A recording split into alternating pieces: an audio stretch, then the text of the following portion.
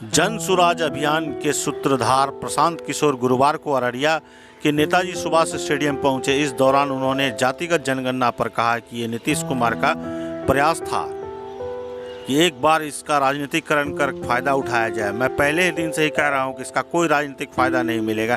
इसका प्रमाण यह है कि नीतीश कुमार जातिगत जनगणना कराकर प्रधानमंत्री बनने गए थे और फिर भाजपा में शामिल हो गए।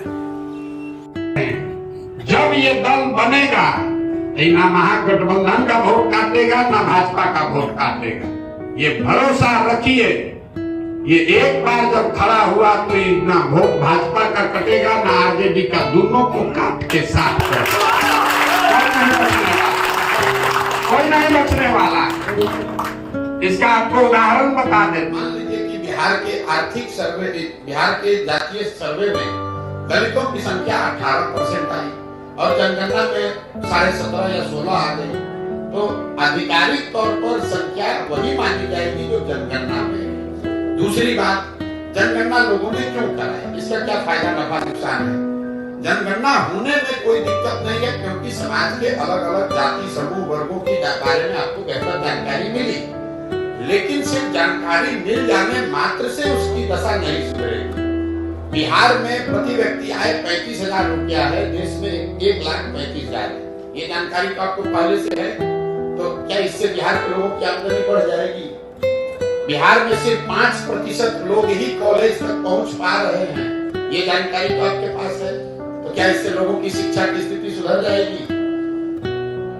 सिर्फ ये ऐसे हुआ कि कोई पुस्तकालय है, लाइब्रेरी है, वहां आप गए, वहां पर सारे पुस्तकें हैं, उससे तो आप पढ़ लिख कर विद्वान नहीं हो जाइएगा। उस पुस्तक को पढ़ना भी पड़ेगा और आप में वो क्षमता भी होनी चाहिए। जो यहाँ पर जातीय सर्वे कराया गया वो नीतीश कुमार का एक प्रयास था कि इसका राजनीतिकरण करके एक बार समाज को फिर बांटकर इसका राजनीतिक लाभ उठाया जाए। मैं पहले दिन से कह रहा हूँ कि इसका कोई राजनीतिक लाभ नहीं मिलेगा और इसका प्रमाण ये है कि जो नीतीश कुमार जातिगत सर्वे के आधार पर चुनाव लड़ने, प्रधानमंत्री बनने गए थे, वही भागकर जाकर भाजपा में शामिल हो गए। तो अगर जातिगत सर्वे का चुनावी फायदा होता तो नीतीश बाबू भागकर भाजपा में क्यों जाते? इसका कोई चुनावी फायदा नहीं है। एक और जो महत्वपूर्ण बात है जातिगत सर्वे, सबसे महत्वपूर्ण बात, जातिगत सर्वे जो बिहार में आया वो आपको क्या दिखाता है? जिन जाति समूहों के वंचित होने, पिछड़ा होने की बात पिछले 40-50 साल में कही जा रही है, उन जातिगत समूहों की आर्थिक, सामाजिक, शैक्षणिक स्थिति में कोई सुधार नहीं हुआ है। ये नीतीश लालू जी ने जमीन पर पड़े हुए कीचड़ को अपने मुंह में लगा लिया। अब सवाल ये होना चाहिए कि भाई 30-32 साल से जिन जाति समूहों के नाम पर आप राजनीति किए, जिनको बल देने, आवाज देने, शिक्षा, रिजर्वेशन देने के नाम पर आप गद्दी पर बैठे, उनकी स्थिति तो बदली नहीं। तो इतने दिन से तो आप सबको बेवकूफ बना रहे थे और उनकी हकमारी की किसने? पूरे बिहार में 32 साल से राज कौन कर रहा है? लालू कर रहे हैं, नीतीश कर रहे हैं। तो किसने इसको रोका है कि मुसलमानों को, पासमंदा समाज के लोगों को आप गृह मंत्री बना दीजिए? किसने नीतीश कुमार को रोका है कि किसी महादलित को आप यहाँ पर फिनेंस मिनिस्टर बना दीजिए, सड़क का मंत्री बना दीजिए, शिक्षा मंत्री बना दीजिए, किसी अति पिछड़ा समाज को आप जल संसाधन मंत्री बना दीजिए? आज तक बनाया?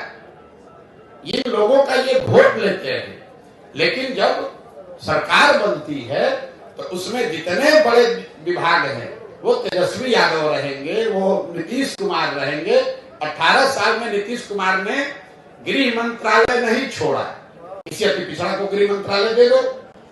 लालू जी 15 साल 16 साल रहे, किसी मुसलमान को गृह मंत्री नहीं बनाया, किसी मुसलमान को पथ निर्माण मंत्री नहीं बनाया, किसी मुसलमान को शिक्षा मंत्री नहीं बनाया।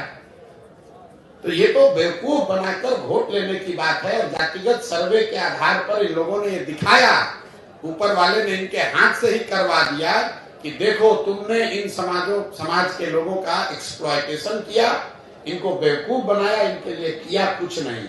इसीलिए आपने देखा कि जातिगत सर्वे के आंकड़े आने के बावजूद समाज में राजनीतिक, सामाजिक कोई प्रतिक्रिया नहीं। बिल्कुल लोग शून्य हैं उससे। लोगों को मालूम है कि बेवकूफ बनाने का प्रयास कर रहा है। मेरा 2 सवाल है।